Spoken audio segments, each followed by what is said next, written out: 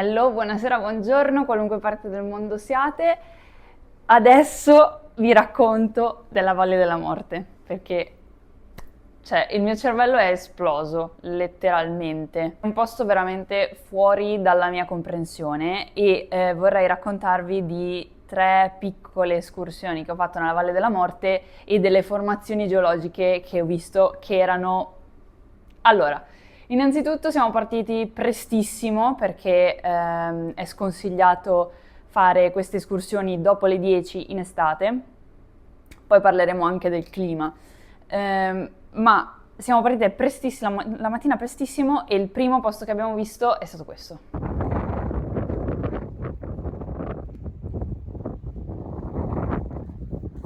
Cioè, come fa ad essere vero?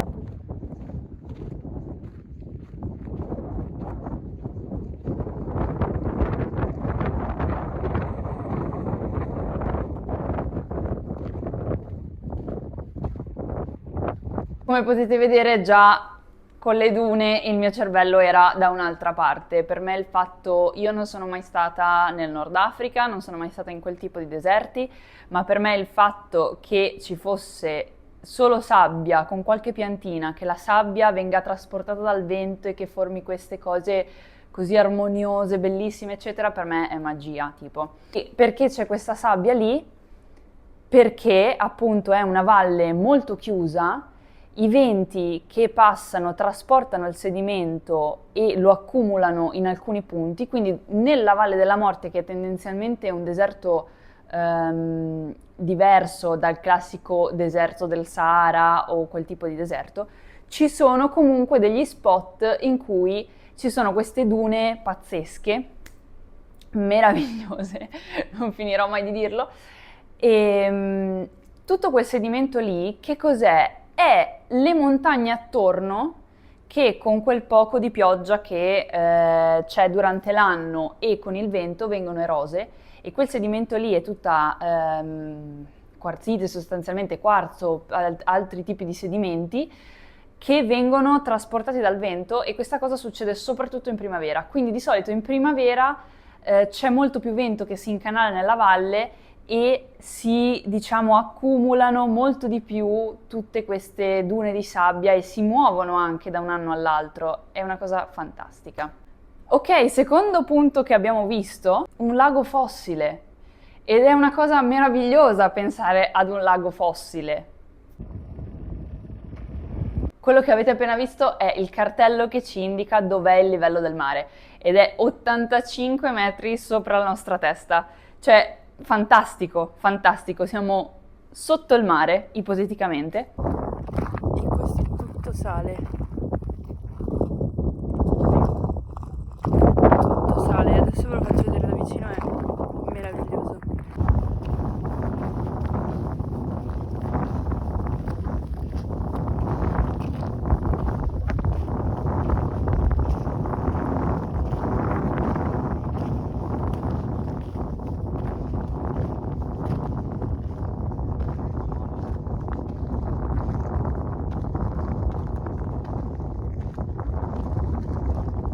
E perché qui c'è questa distesa di sale?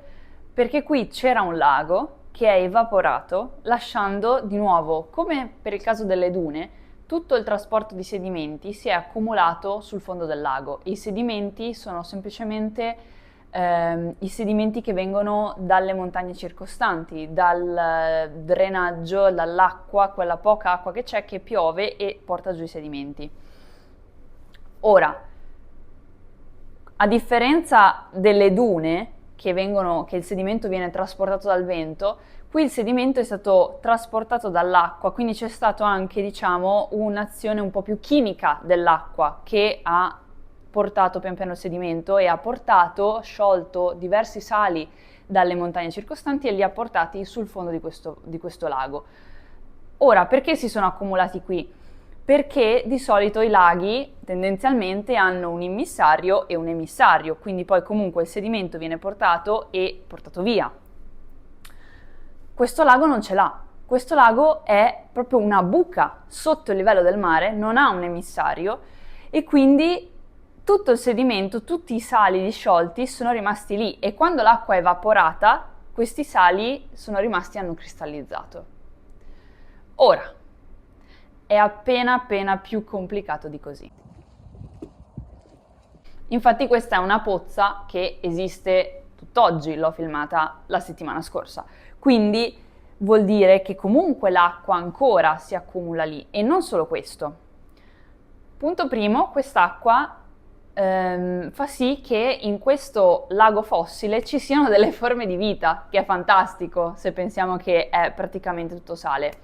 Tra parentesi, non è solamente sale da cucina, ma è anche calcite, gesso e borato di sodio, più altri piccoli minerali e altri sali. Ci sono delle forme di vita in questo lago che sono principalmente due. Una è la salicornia, che è quella pianta che vive normalmente in ambienti molto salini, e l'altra si chiama Badwater Snail, e questa lumachina minuscola che io ho provato a cercare ma non ho trovato, che appunto vive solamente in questo lago, è endemica di questo bacino della Valle della Morte. Ma quindi c'è l'acqua, cioè vi ho mentito per tutto questo tempo? Allora, l'acqua c'è quando piove, ma l'acqua c'è in realtà quasi sempre o in pozze oppure sotto il sale. Sembra tipo neve, sembra un nevischio quando è bagnatino. Infatti qui io mettevo la mano appena sotto scavando, c'era l'acqua, era bagnato, c'era l'acqua, e se scavavo un altro po' c'era anche proprio la terra, il fango. E quest'acqua che passa sotto fa sì che il sale sopra formi quelle specie di mattonelle che vediamo. Vedete come si aggregano i cristalli formando queste cose assurde. Ma perché si formano queste mattonelle di sale che sembrano più o meno degli esagoni strane così? Perché prendo in prestito l'immagine di questo paper. Praticamente che cosa succede? Che c'è uno strato di acqua sotto questo strato di sale, e ovviamente non è omogeneo. L'acqua più vicina allo strato di sale sarà un pochettino più salata e l'acqua più lontana sarà un pochettino meno salata, ma tutto questo è in movimento, perché proprio come nella pentola d'acqua sul fuoco c'è un continuo giro di acqua, la stessa cosa succede in questo caso qui. L'acqua meno salata tenderà ad andare verso la superficie e poi ad evaporare per le alte temperature, mentre l'acqua più salata tenderà ad andare verso il basso. Ora, che cosa succede in questo spostamento d'acqua? Che l'acqua meno salata evaporerà e passerà attraverso, diciamo, il centro della mattonella. L'acqua più salata andrà giù tutto attorno a questa bolla di acqua meno salata che viene verso l'alto, formando questi, diciamo, intrusioni di acqua più salata. In questo punto qui i ricercatori hanno visto che si formano dei foglietti, diciamo, verticali di sale, e in quel punto lì sulla superficie si accumulerà più sale, mentre nel centro della mattonella c'è continua evaporazione perché l'acqua va su e lo strato è molto più sottile e quindi non c'è questo accumulo di sale che forma i bordi. E questo è proprio sale.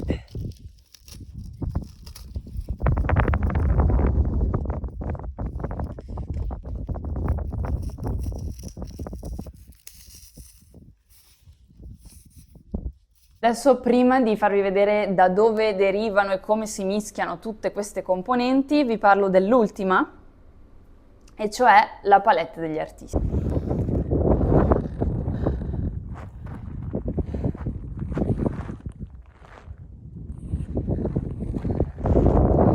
Io spero che in video vengano bene i colori meravigliosi che sto vedendo, perché vanno dal verde al viola, al giallo, al rosso marrone, cioè...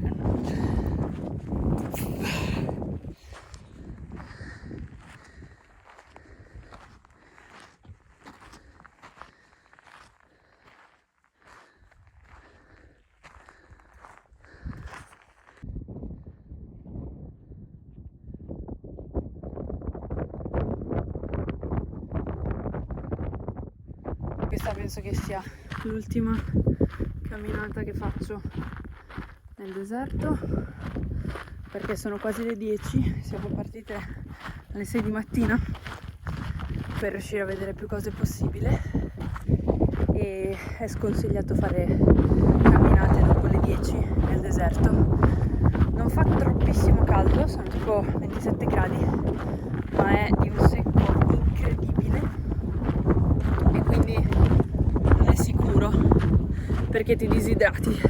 Allora, la palette degli artisti si chiama così perché sulla stessa roccia avete il manganese che crea tutte queste sfumature viola assurde, le miche che creano quelle verdi e tutto quello che è a base di ferro in qualche modo che crea giallo, arancione, rosso, rossastro, questi colori qui.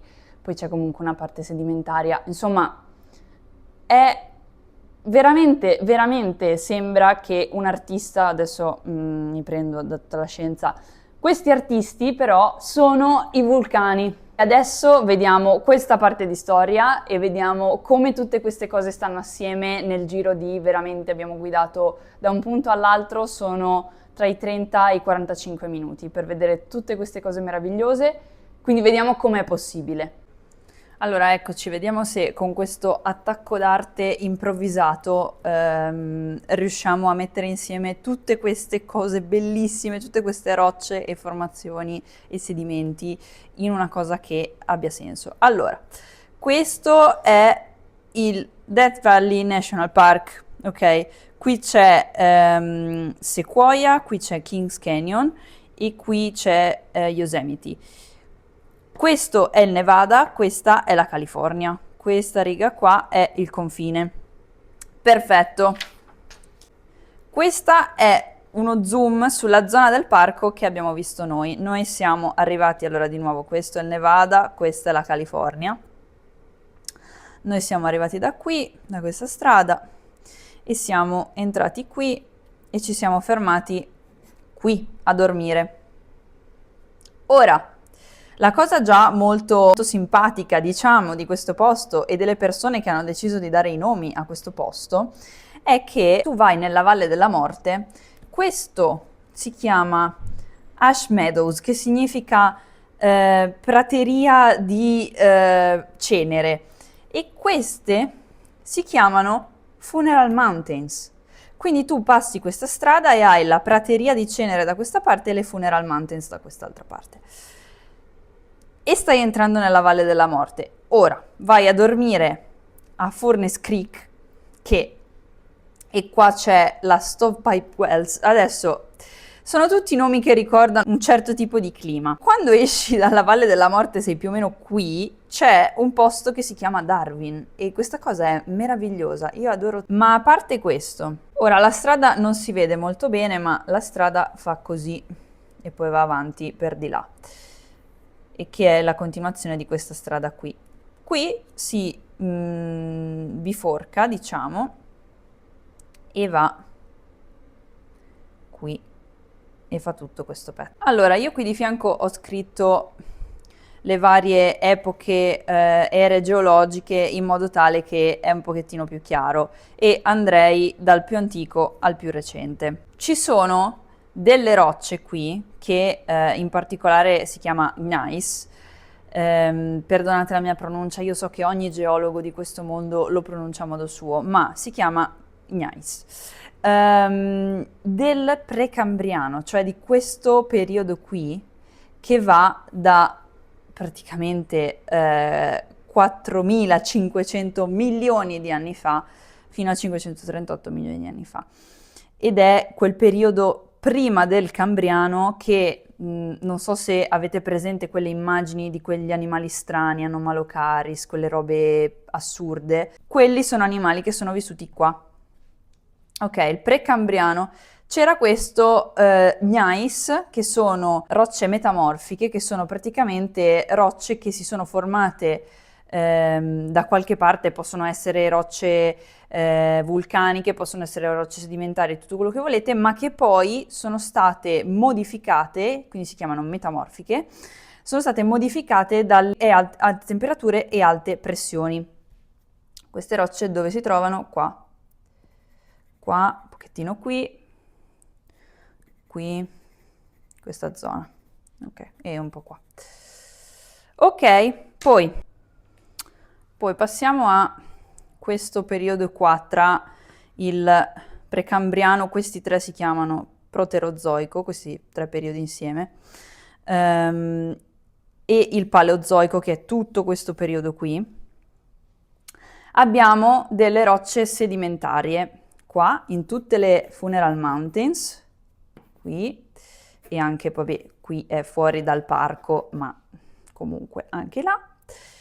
Tutto questo, ci sono queste rocce sedimentarie e anche tutto questo qua. In queste rocce sedimentarie hanno trovato dei fossili, dei gasteropodi, di questo periodo qui, che è una cosa meravigliosa. Arriviamo al Mesozoico e troviamo alcune rocce intrusive, qua, qua, qua. Sempre qui ci sono anche delle rocce vulcaniche, ma ci interessano meno perché sono più qui, questa zona. A questo punto che cosa succede?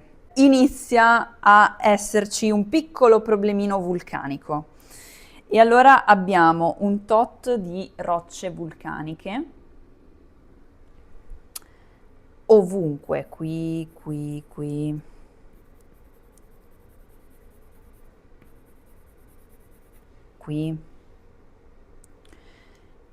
e di rocce intrusive, che comunque è magma che si è solidificato in profondità, che a un certo punto viene su.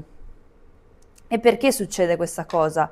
Perché qui si forma un sistema di faglie. Allora, praticamente sotto questa cosa, queste due porzioni, diciamo questa e questa, si ribaltano un pochettino.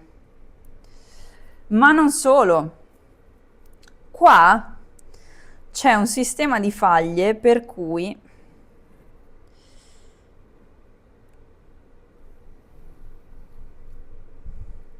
questa fa così e questa fa così. E quindi qua c'è tutto un movimento di roba assurda che viene su e crea questo mischiotto di rocce, di varie rocce. Di questo periodo qua vediamo un sacco di rocce che testimoniano il fatto che questa a un certo punto è stata una pianura alluvionale. E lo vediamo anche un po' nel quaternario, comunque, sempre in queste zone e poi in zone fuori dalla mappa. E arrivando alle cose più recenti avvenute dopo l'ultima glaciazione, quindi proprio siamo qua, c'è appunto questo Badwater Basin, il sale, e ci sono le dune qui. Queste dune sono tutti questi sedimenti rotti dal vento e dall'acqua e trasportati dal vento, accumulati qui. Questo è il punto più basso, meno 85 metri sotto il livello del mare, questo qua, e è dove c'è il sale. E qui c'è la palette degli artisti ed è un giro che fa più o meno così qua dentro. E vedete tutte queste rocce, poi chiaramente questa è un'approssimazione che ho fatto adesso in maniera molto veloce, però vedete come si sovrappongono diverse ere geologiche, tipi di rocce, ci sono rocce metamorfiche, rocce intrusive, rocce vulcaniche, tutto questo è stato poi girato dalle faglie, spostato, è stato modificato dal fatto che poi queste rocce, venendo a contatto con l'aria e con l'acqua, gli elementi chimici al loro interno reagivano e quindi si sono formati tutti questi colori. Insomma, è una cosa veramente incredibile. Questo e questo sono i punti che vi ho raccontato e questa è tutta la loro storia meravigliosa. E niente, vi consiglio assolutamente di visitare questo posto. Ok, non ho altro, potrei avere altro da dire, ma facciamo che non ho altro da dire su questo posto assurdamente incredibile.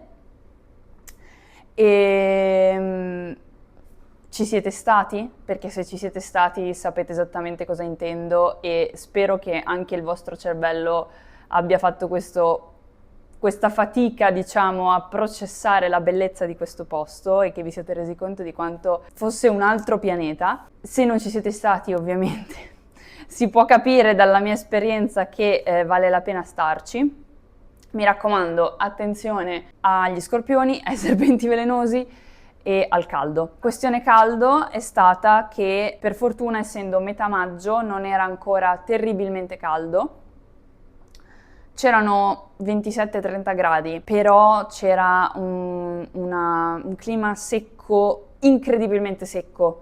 Di solito tutti dicono, ma col clima secco e 30 gradi stai benissimo. No, perché dopo 10-20 minuti fuori avevi la necessità o di bere un litro d'acqua o di tornare alla macchina, perché proprio l'acqua abbandona il tuo corpo e tu te ne rendi conto molto velocemente. Quindi questo è tutto. Il prossimo giro vorrei parlare o dei 4 orsi che ho visto nel giro di 24 ore sulle montagne in California, oppure di Bryce Canyon, e anche lì ci sono delle formazioni geologiche che... assurdo. E quindi ditemi quale dei due preferite. Bye!